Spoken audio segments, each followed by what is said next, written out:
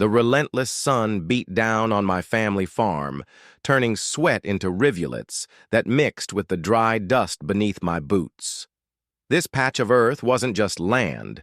It was legacy soil that my grandfather had coaxed from barren dirt into fertile life. Every fence post, every plowed row spoke of generations of labor.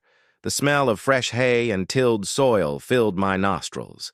The sound of birds hidden in the orchard gave me a rare comfort. I was mending the fence line one late afternoon when the mail truck roared down the county road, tires spitting clouds of brown dust into the air.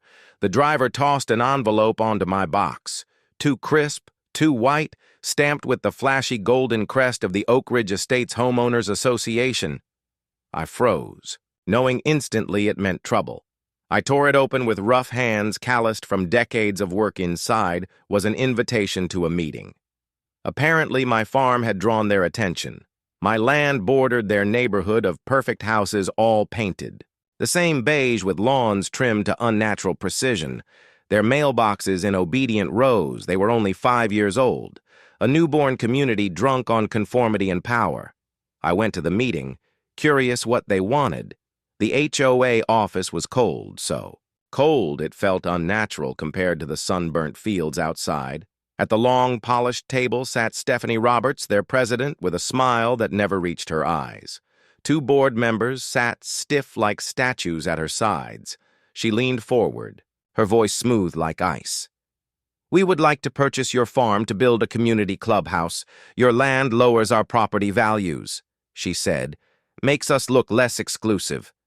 I stared at her and said firmly, "This land is my heritage. It is not for sale." Her smile faltered, but she pressed on the boards.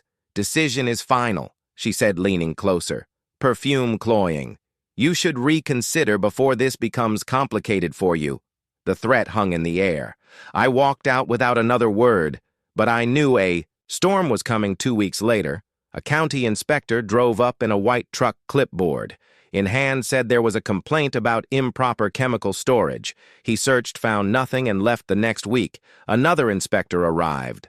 Livestock neglect. "My cattle healthier than most people's pets dismissed." Then another noise, complaints my loudest machine, a tractor. I run at noon. Each inspector shook his head. One decent man finally sighed. "All these reports," he said, "they're coming from Stephanie." Roberts, the name, fit like a puzzle piece. I checked my game cameras, the ones I keep for deer and wild hogs, and there she was in ridiculous heels and a sun hat, trespassing, snapping photos of my old barn from the only angle that made the roof look bad. She was manufacturing evidence. I didn't get mad. I got organized. I logged every complaint, every visit I called. Mark, a retired sheriff, over for coffee. He whistled low at the footage. "This is gold," he said. "Criminal trespass, filing false reports. We can nail her to the wall." I dug into public records, too. The HOA finances were messy. Stephanie was desperate to push the clubhouse project. The construction company tied to her cousin. It all lined up. She needed my farm for her scheme. So I baited her. I sent an email hinting I might be open to discussion. Her reply was lightning fast. A draft contract attached, the price insulting and hidden deep in the fine print, a clause waiving zoning reviews. That was my proof. Mark helped me package it. All trespass videos, inspector reports, shady contract. Every piece of harassment, we filed a civil lawsuit for damages and a criminal complaint for trespass and falsifying information. The process server found her at an HOA wine and cheese party. Half the neighborhood watched as she was handed the papers. Her face turned pale as chalk. Her wine glass slipped shattered across the floor. The court date was theater. Stephanie tried to claim she was protecting the neighborhood, the judge asked. "Were you invited onto the plaintiff's property?" She stammered. "No." The videos rolled, inspectors testified, each complaint bogus. Then I dropped the contract. The courtroom went silent. The judge's ruling was brutal. Stephanie was found liable for harassment, trespass, and abuse of process, $85,000 in damages. The district attorney pressed charges, probation, community service, and a restraining order, 500 feet from my line. The HOA board panicked, voted her out, sent me an apology letter too little too late.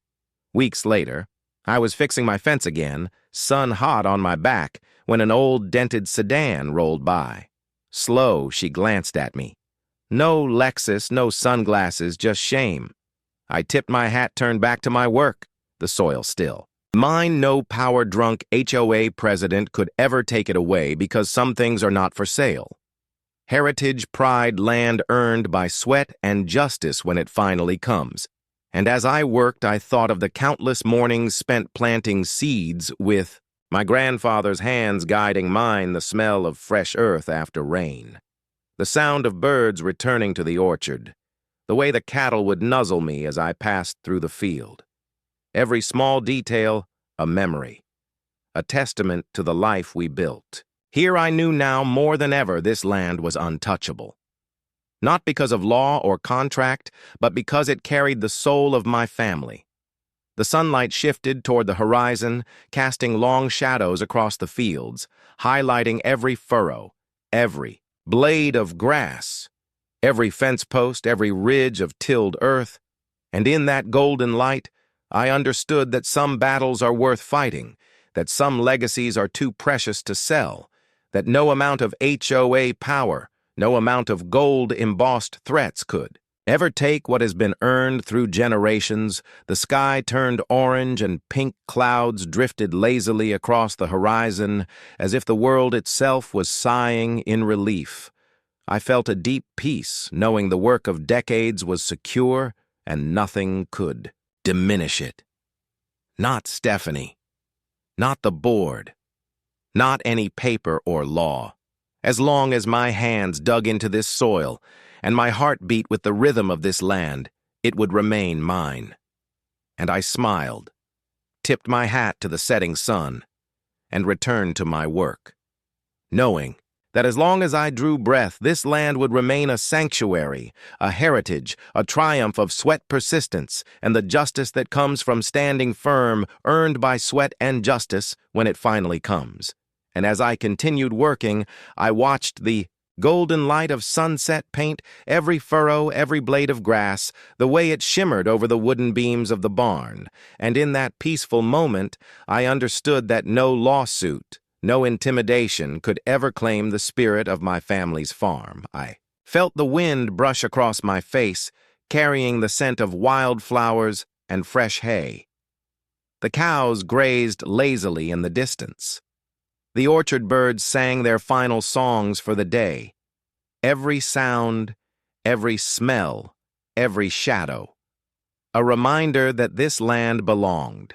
To me and me alone. No HOA, no president, no golden envelope could ever alter that truth. And I smiled, tipping my hat to the horizon, knowing that generations before me had fought and worked for this land, and generations after me would continue to do so. It was untouchable. It was mine.